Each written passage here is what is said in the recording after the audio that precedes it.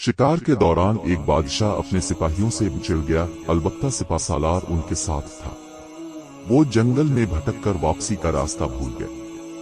परेशानी उनके चेहरों पर नजर आने लगी। अभी थोड़ी सी देर गुजरी थी कि अचानक सिपासालार चीखा, बादशाह सलामत, वो देखें एक झोंपड़ी नजर आ रही है, वहां चलते, यकीनन वहां से हमें मदद जरूर मिलेगी। वो झोंपड़ी के करीब गए तो सिपासालार ने आवाज लगाई, कोई है? थोड़ी देर में एक शख्स बाहर आया। बादशाह और सिपासालार ने जैसे ही इस शख्स को देखा, हैरत के मारे दोनों की आंखें फटी की फटी रह गईं। वो शख्स बादशाह का हमशक्ल था। दोनों हैरत से इसे देखते रहे। फिर सिपासालार ने इससे कहा, देखें, हम शिकार करते करते रास्ता भटक गए, यहाँ से निकलने में हमारी रहनुमाई करें। वो शख्स बोला, क्यों नहीं, मगर अब लोग काफी थके हुए लग रहे हैं, कुछ देर मेरे गरीब खाने में आराम कीजिए। ठीक है, बादशाह सलामत, ये कहकर झोंपड़ी के अंदर दाखिल हुए। चूंकि वो काफी थक चुके थे, इसलिए आराम के लिए लेटे तो उनकी आंख लग गई। सिपासालार की आंखों से नींद कोसों दूर थी। वो किसी गहरी सोच में डूबा हुआ था। सिपासालार ने इस शख्स को झोंपड़ी से बाहर आने का इशारा किया। बाहर आकर वो इस शख्स से कहने लगा, तुम्हें मालूम है कि अंदर सोने वाला शख्स कौन है? जी, कोई अमीर शख्स दिखाई देते हैं। वो इस मुल्क के बादशाह सलामत है क्या? वो हैरत से बोला, हाँ, और शायद तुम्हें नहीं मालूम कि तुम्हारी शक्ल उनसे हूबहू मिलती है। अगर उनके कपड़े तुम्हें पहना दिए जाएं तो तुम बादशाह लगोगे, क्या वाकई? वो हैरत से बोला।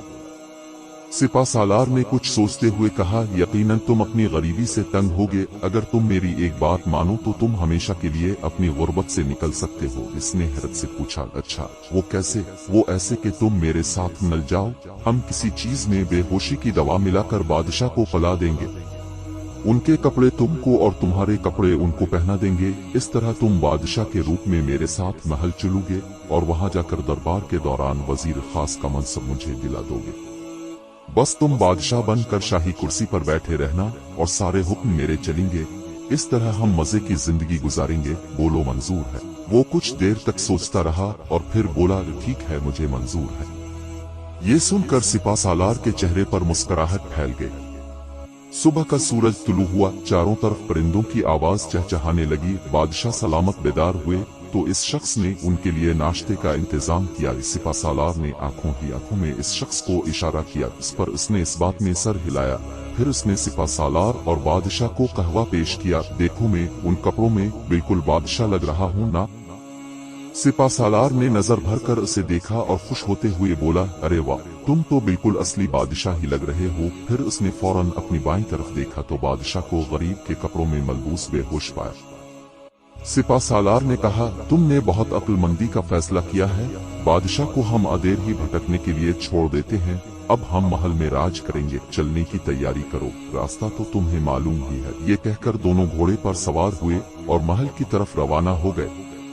महल पहुंचकर सिपासालार ने इससे कहा, आज शाम को जब दरबार लगेगा तो तुम वजीर खास को उसके मनसब से हटाकर गिरफ्तारी का हुक्म दे दोगे और उसकी वजह ये बताओगे कि इसने अब की अदम मौजूदगी में मुल्क की निजाम को सही तौर पर नहीं संभाला है और फिर वजीर खास के ओहदे के लिए हमारा नाम तजवीज करोगे। वो बोला, ठीक है, अब जैसा कहेंगे मैं वैसा ही करूँगा, लेकिन मेरा ख्याल है कि ये काम हम कल करेंगे ताकि कोई शक न कर सके।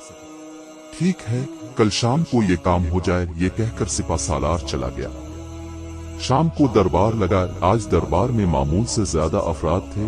दरबार में तमाम लोग बादशाह का इंतजार कर रहे थे।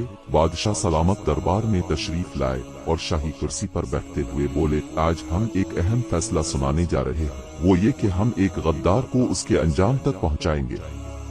ये सुनकर दरबार में एक शोर सा होने लगा। सब आपस में क्यासर पे असर करने लगे, जबकि सिपासालार मुस्कुराए जा रहा था। कौन है वो गद्दार आलम पना? एक वजीर ने पूछा। बादशाह ने एक नजर दरबार पर डाली और फिर अपना हाथ अलिफाटे कर वजीर खास की तरफ इशारा किया। ये देखकर वजीर खास के पसीने छूट गए। फिर अचानक बादशाह का हाथ सिपासालार की तरफ अलिफाटे और वो चीखे, वो गद्दार सिपासालार जाबिर है। ये सुनकर दरबार में एक सख्ता तारी हो गया। सिपासालार चीखा, ये अब क्या कह रहे हैं आलम पना? ये कहकर वो बादशाह के करीब आया और सरगोशी में बोला, ये क्या बकवास कर रहे हो? वजीर खास को हटाने का कहा था तुमसे और तुम ये कौन सा खेल खेल रहे हो? अभी मैं सबके सामने तुम्हारी हकीकत बता दूंगा कि तुम बादशाह नहीं बल्कि इसके हम शक्ल हो। बादशाह मुस्कुराया और बोला, तुम्हें अभी मालूम हो जाएगा कि हकीकत क्या है। ये कहकर इसने इशारा किया। सिपाही एक शख्स को दरबार में लाए। सिपा सालार की नजर जैसे ही इस पर पड़ी तो उसकी आंखें फटी की फटी रह गईं, क्योंकि वो बादशाह का हमशक्ल था। वो कभी बादशाह को और कभी हमशक्ल को देखता। बादशाह ने सिपा सालार से कहा, तुम हैरान हो रहे होगे कि ये सब किया है। मैं तुम्हें बताता हूँ। असल बादशाह में ही हूँ और वो मेरा हमशक्ल गरीब इंसान है जिसे तुम मेरी जगह बादशाह बनाने आए थे। जब तुमने इस शख्स के साथ मिलकर हमारे खिलाफ साजिश की तो बज़ाहिर वो शख्स मान गया था, मगर इसके ईमान ने इसे ऐसा नहीं करने दिया। इसने मुझे बेहोश करने के बजाय तुम्हें कहवे में कुछ मिलाकर बेहोश कर दिया और मुझसे इसने सारी हकीकत बयान कर दी। फिर जब तुम्हें होश आया तो वो खुद झूठ मूठ का बेहोश हो गया।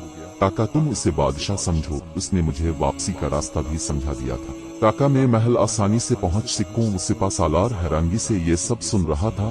फिर बादशाह अपने हमशक्ल से मुखातिब हुए, ए नेक इंसान, क्या तुम बताना पसंद करोगे कि तुम सिपा सालार के साथ मिलकर बादशाह बनकर आराम की जिंदगी गुजार सकते थे? फिर तुम्हारा और इरादा कैसे बदल गया? वो बोला, दरअसल हुजूर वाला, ईमान से बढ़कर कोई दौलत नहीं होती। मैं अपनी मुख्तसर जिंदगी के लिए आखिरत खराब नहीं कर सकता, और वैसे भी जो आपको धोखा दे सकता है वो बाद में मुझे भी मरवा सकता था, और वैसे भी बेईमानी के सोने के नवाले से ईमानदारी की एक वक्त की रोटी बेहतर है। ये कहकर वो खामोश हो गया।